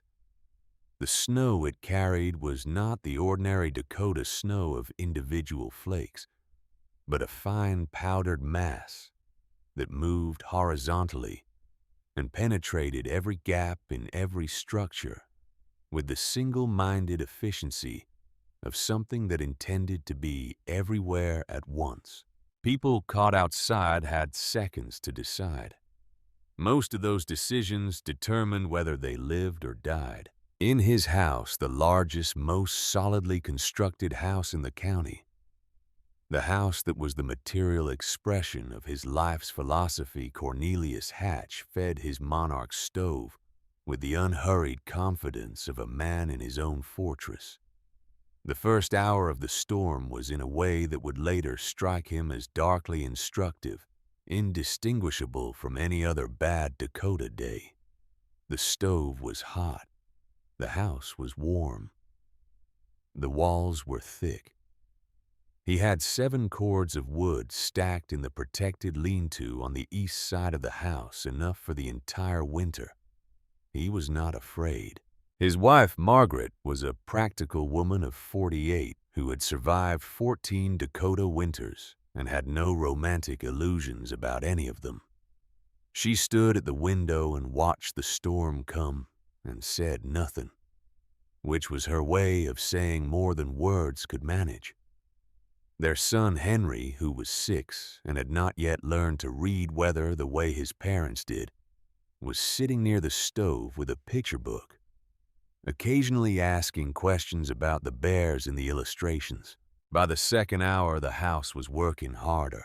The stove was consuming wood at a rate that Hatch had not seen outside of the very worst winter nights. And the worst winter nights did not typically arrive at midday. The thick walls, which in ordinary cold created a stable internal temperature through simple mass, were now conducting cold at a rate that the stove was struggling to overcome. The wind found the seams, there were always seams in even the most carefully built structure, and drove the fine powder snow through them in thin, steady streams that collected in small white lines on the interior windowsills. The temperature in the room began to drop, not dramatically, not all at once. The way the tide comes in incrementally, insistently, each small change easy to dismiss until the accumulation becomes impossible to ignore. Hatch fed the stove. He filled it to its maximum capacity, cast iron glowing a dark, threatening red. The wood disappeared into it at a rate he was now calculating with the specific anxiety of a man watching a resource deplete faster than he had planned for. Margaret brought blankets. She wrapped Henry in them without explanation, and the boy, reading his mother's face, did not object. She then went to the window and looked out at the world, which was no longer visible. There was only white, a total and absolute white that had replaced everything that had previously existed beyond the glass. She turned and looked at Hatch. She did not speak. She did not need to. 14 years of marriage had given them a language that operated below words, and what she communicated in that look was clear and devastating. How long can the wood last at this rate? And what do we do when it is gone? He had no answer. He added another log to the fire. By nightfall, the temperature in the room had fallen to 40 degrees. They were wearing everything they owned. The wood pile, which he had calculated would last the entire winter at normal consumption rates, was somewhere between 1/3 and 1/2 depleted. He did not go to look at it exactly because he did not want to know exactly. The stove was working at its absolute maximum, and it was not enough. The walls were bleeding heat faster than the fire could replace it. Frost was forming on the interior walls, delicate crystalline patterns that in other circumstances might have been beautiful. Henry coughed. It was a small sound. A child's cough, the kind that might mean anything or nothing. but in the context of 40 degrees, in a supposedly insulated house, in the context of a storm that showed no sign of ending, in the context of a woodpile that was moving toward exhaustion. In that context, the sound was enormous. Margaret pulled the boy closer. She did not look at her husband. Hatch sat in the chair nearest the stove and thought about the girl in the hole in the ground. He thought about the stone floor warm under his palm at 63 degrees. He thought about the diagonal bar of pale sunlight on the cellar floor. He thought about the inscription, "God willing it holds," and about a woman in 1869 who had built something in the earth and trusted it, and about a girl in 1887 who had found it and trusted it further, and about himself sitting in his fortress of timber and iron which was losing. He thought about the word she had used.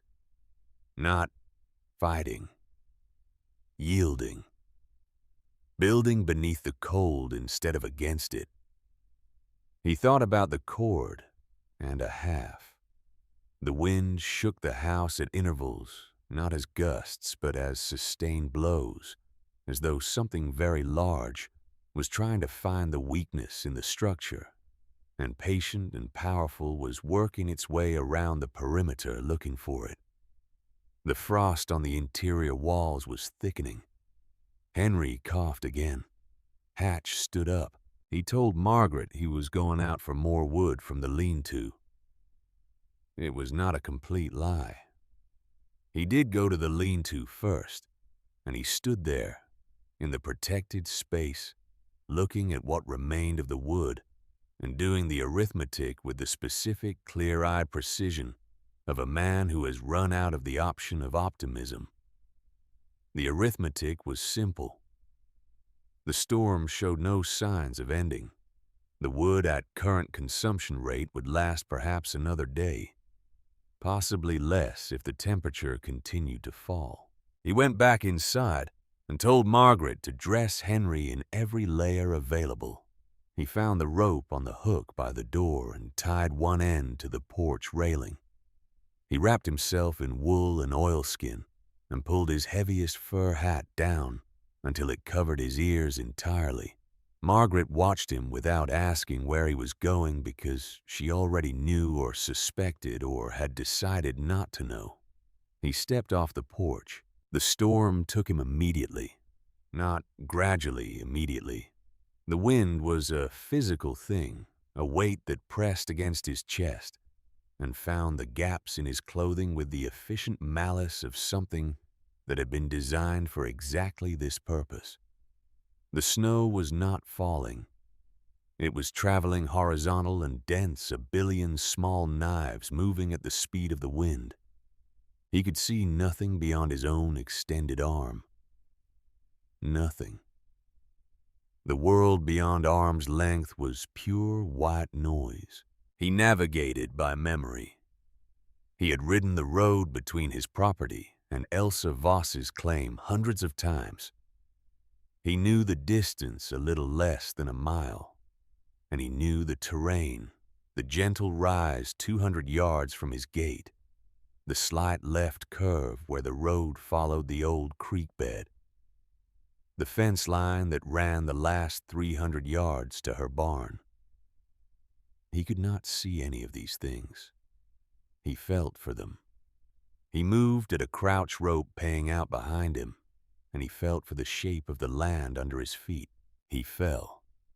More than once. The fourth time he stayed down for a moment, cheek against the snow wind screaming overhead, and he understood in a way that was entirely physical and entirely without abstraction that he was in serious danger. He was a large, strong man in heavy clothing, and he was in serious danger. If he had miscalculated, if the Voss property was further than he remembered, or if he had drifted off the line, he might not make it. He got up. He moved forward. Because Henry was coughing in a house with a depleting woodpile. and there was no other direction available. The fence line found him, or he found it, at a moment when he had begun to accept that he might not find it.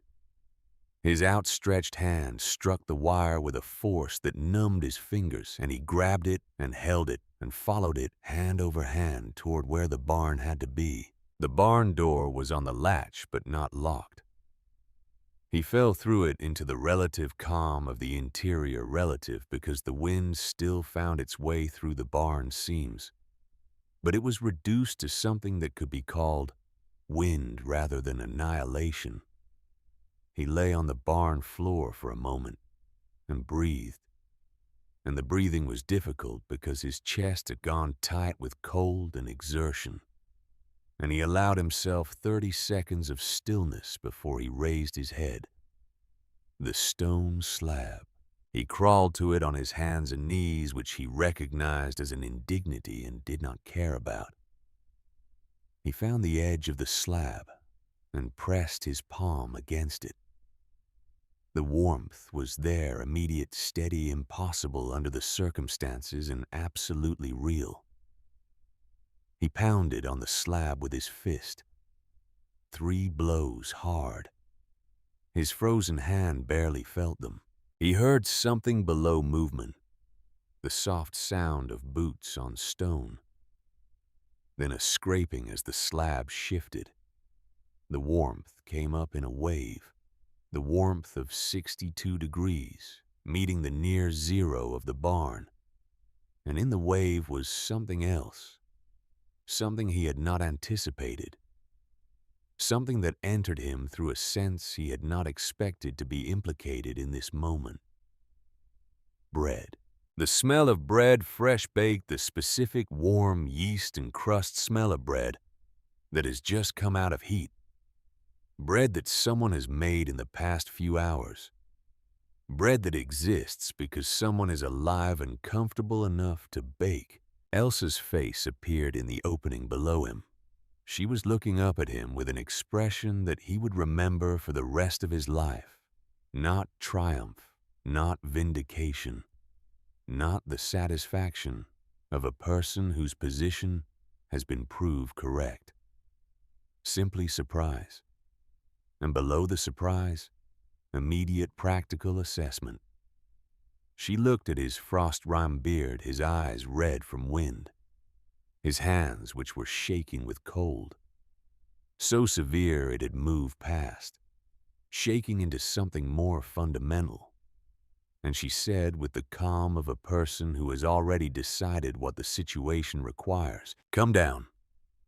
He half fell down the stone steps, his legs not entirely reliable, his hands gripping the stone wall for balance.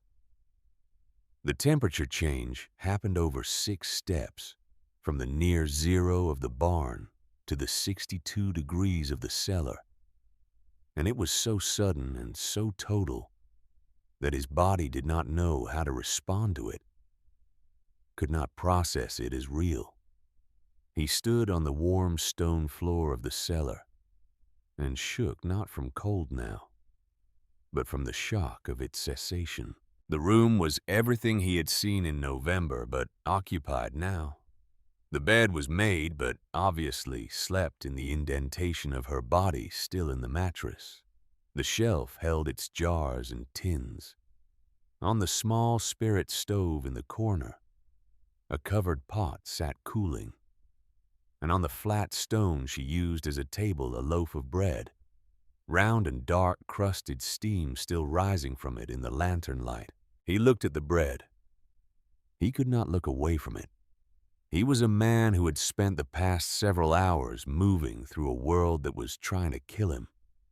And he was looking at bread that someone had baked that morning in a room 60 feet from the killing cold, in a room that smelled of warmth and earth, and the specific domestic certainty of someone who is not afraid. He sat down on the floor, not on the stool, not on the crate, the floor. His legs simply arranged it that way, and he sat on the warm stone floor of the cellar and put his hands flat against it, and felt the heat moving through the stone into his palms. The stored heat of a fire that had burned 2 days ago. Still present, still generous. Still doing its work without being asked to. He said one word. Please. Elsa looked at him for a moment. Then she said, bring them here. He went back into the storm.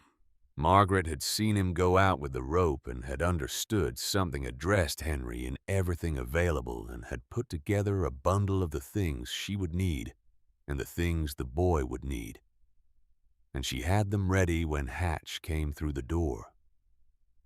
He did not explain. There were no words that would have been more efficient than simply moving, and they moved out the door into the white, following the rope back out, and then Hatch leading them across the unmarked distance to the barn by memory, and by the faith that the fence line would be where it had always been. Henry did not cry. He was 6 years old, and he pressed his face against his mother's coat, and he did not cry. And this cost him something, and Hatch knew it, and he moved faster. They went down the steps, Margaret first. The boy handed down to her, then Hatch pulling the cellar door shut above him. The slab would not go back into place from below. He would deal with that later. Or it did not matter, because the cellar's thermal mass was sufficient to hold its temperature against the barn air, even with the slab displaced. Margaret stood on the warm stone floor with Henry in her arms and said nothing for a long time. She looked at the room, the bed, the shelf, the lantern, the skylight dark with storm above. But present the journal on the shelf, the bread on the flat stone. She looked at Elsa. She looked at the walls, at the inscription. B. Holmson, 1869. God willing it holds. She sat down on the bed, Henry in her lap, and she held him and rocked him slightly, the way mothers rock children, not because the children need rocking, but because the motion is something to do with the love that has nowhere else to go. Elsa cut the bread into thick slices and handed them around. She brought water from the crock in the corner, cool but not frozen. She set the covered pot on the spirit stove and let the bean soup within it warm slowly. Hatch sat against the wall with his legs extended on the stone floor, both hands pressed flat against it, and did not speak. The storm raged above them. They could hear it. A muffled roar, distant in the way that thunder is distant. When you are inside a solid building, the sound real but contained, not present. It was the sound of a world that had decided to destroy itself and was making considerable progress, but that could not reach into this particular 10 by 12 foot space of ancient stone and stored warmth, where 4 people were eating bread and soup and listening to it fail. Henry fell asleep against his mother. His breathing was easier in the warm air. Margaret covered him with the quilt from Elsa's bed and sat with her hand on his back, feeling him breathe. She looked at Elsa across the small space. "How did you know?" she said. "My grandmother knew," Elsa said. "I only followed her instructions." Margaret nodded the nod of a woman filing this answer in the correct location. Then she looked at her husband. Hatch was looking at the floor. He had the expression of a man doing something very difficult, internally, something that requires the same kind of sustained effort that physical labor requires, but leaves different marks. He was a man who had built his entire identity on knowing, on being the person in any room who understood construction better than anyone else, who had faced the Dakota winters and developed the correct response to them, who had passed that response on to the community as a form of authority that was also He had believed a form of care. He had not been dishonest. He had been wrong, and the difference between those two things was not as comforting as he might have hoped. The storm lasted 3 days. They ate what Elsa had, which was sufficient because she had provisioned for herself through the winter. And what she had provisioned was real food stored at the correct temperature for its preservation, undamaged by the wild swings that destroyed food in surface structures. The potatoes were firm. The preserved fruit was intact. The beans were what beans always were, patient, reliable, the most democratic of foods. On the second day, Hatch took the journal from the shelf and asked if he could read it. Elsa said yes. He read for several hours, slowly going back frequently to the diagrams and calculations, tracing the lines with his fingertip. The way a builder traces a blueprint, reading the construction through the drawing. He read Oma Bretta's account of the Minnesota winter, of the failure and the correction of the second attempt, done correctly. He read it twice. He put the journal back on the shelf with the care of a man returning something that belongs to a museum. He looked at Elsa. "I owe you an accounting," he said. He meant more than an apology, and they both understood that. "Not yet," she said. "Not down here. There's time for that above." On the fourth day, the wind died. It did not taper off. It stopped in the way that extremes sometimes stop, suddenly completely leaving behind a silence so total. It had a texture, a presence of its own. The world above was transformed. They could hear the silence. Elsa went up first, pushing the barn door open against the drift that had formed against it. The light outside was blinding, a brilliant, flat, reflected light from a landscape that was entirely white and entirely reshaped. The drifts had altered the geography. Things that had been visible were buried. Things that had not existed before. Long, sculpted waves of compressed snow had been created by the wind and left there as permanent seeming as geological features. She stood in the barn doorway and breathed the clean, cold air, which was still very cold, but was cold in the ordinary way again, without malice, without intention. Hatch came up behind her. He stood in the doorway and looked at the changed world for a long time. Then he looked at his property, just visible in the distance, the outline of the house, smoke no longer coming from the chimney. Margaret came up with Henry, who looked at the white world with the undefended wonder of a 6-year-old confronting something genuinely new. They dug their way out over the following 2 days, the community organizing itself with the particular efficiency that crisis produces, teams of men working with shovels to connect one homestead to the next, to check on those who had not been heard from. The accounting was done in the quiet, careful way that Plains communities count their losses without ceremony, because ceremony takes time. They do not have, but with the full weight of acknowledgement, because these were people they knew. Several families had not survived. They were found the way Hatch had feared Elsa would be found, in their cabins, in their cold, gathered around stoves that had run out of what they needed. The stoves were there. The houses were there. The walls had done their best. It had not been enough. The news that the Hatch family had survived in the Voss cellar spread through the community in the way that remarkable things spread in small, isolated places quickly, completely, with the details gaining precision, rather than losing it as they traveled. Because the people passing the story on knew both the parties and the place, and had the context to understand what they were hearing. Reverend Aldous Marsh came with the first party that reached the Voss property. He was a man who had prayed for Elsa in October with the sincere grief of someone praying for the already lost. He descended the cellar steps slowly, one hand on the stone wall, and he stood on the warm floor and looked at the room, and his face did something complicated that included several emotions arriving at different speeds. He pressed his palm against the stone floor. He held it there for a long time.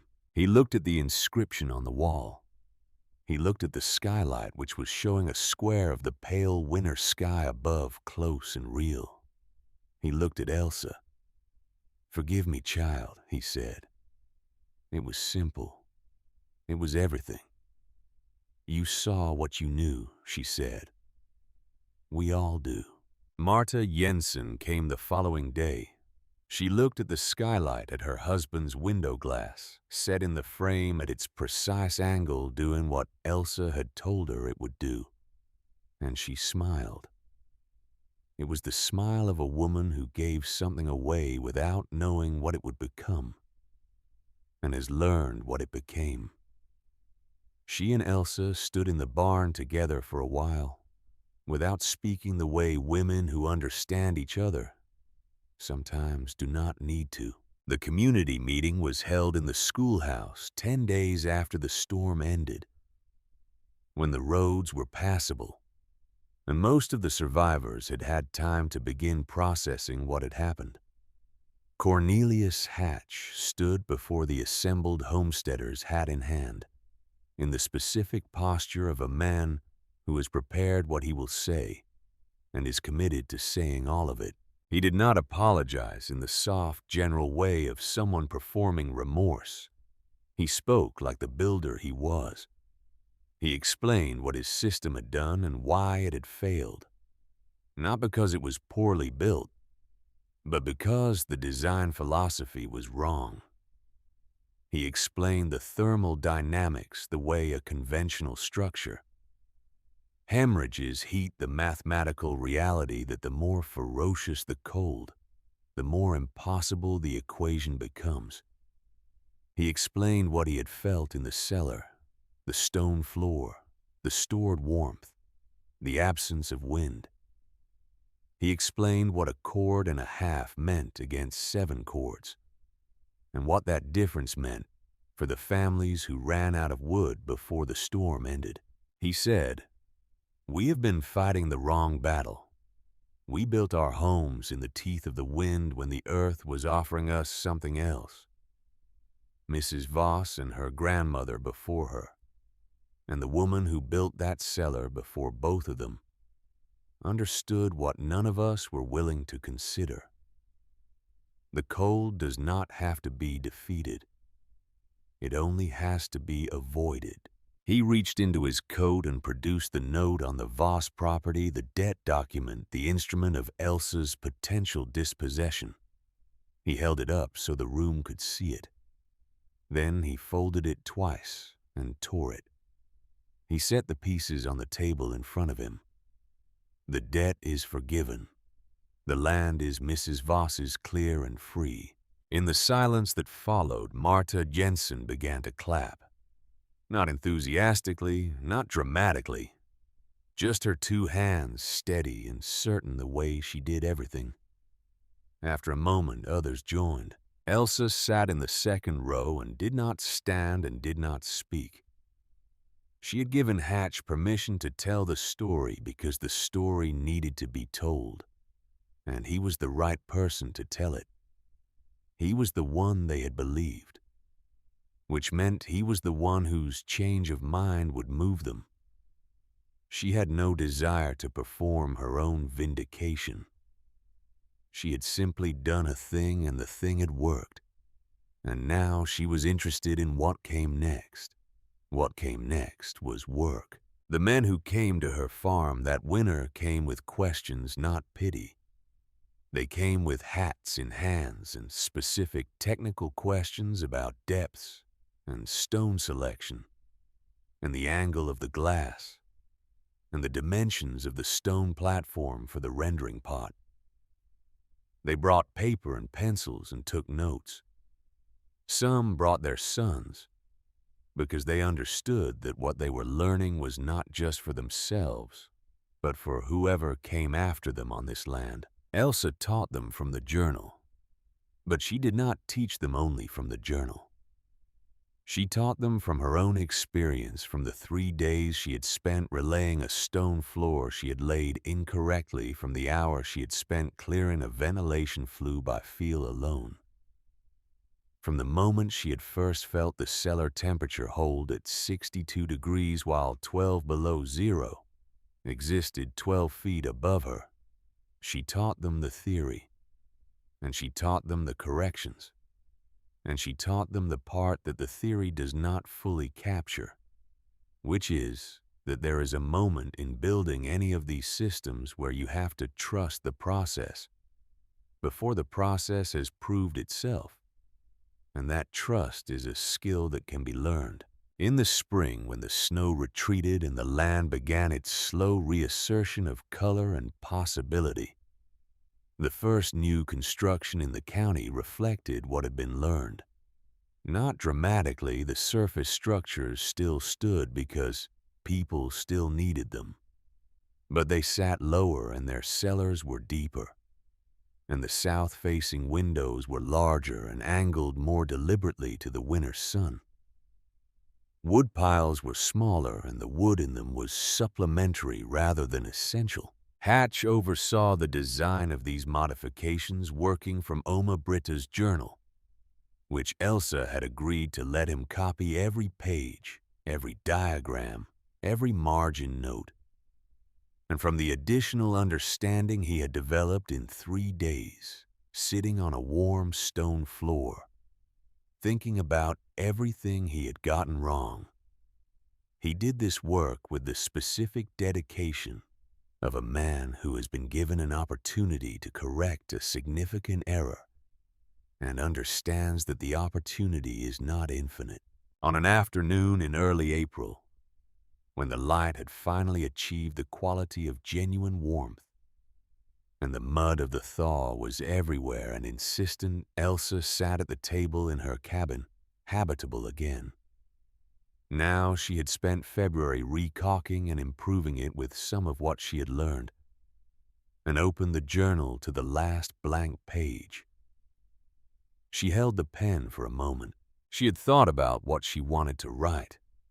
She had thought about the winter and about Cornelius Hatch sitting on the floor with his palms against the stone, and about Marta's window glass, and about Henry asleep under the quilt, and about the inscription on the wall, and about Oma Britta in Minnesota in 1843, tearing up a stone floor with numb hands and beginning again. She wrote, "Britta Holmson built these stairs in 1869. Oma Britta taught me to walk down them. I will leave this journal for whoever comes next, as it was left for me. The instructions are correct. Follow all of them, even the ones on page 47, especially those." She closed the journal. Outside, the Dakota spring was doing what it did, asserting itself over everything the winter had imposed. Water moving again where it had been still ground, softening where it had been hard. The stubborn grass finding its way up through the last patches of snow. The sky was enormous and blue, and for the moment entirely without threat. Elsa set the journal back on the shelf. She put on her coat and walked out into the April morning across the mud and the lingering snow to the barn. She pushed the doors open and stood in the doorway looking at the stone slab in the center of the floor, the hole in the roof above the rendering pot, the skylight set at its precise angle in the south wall.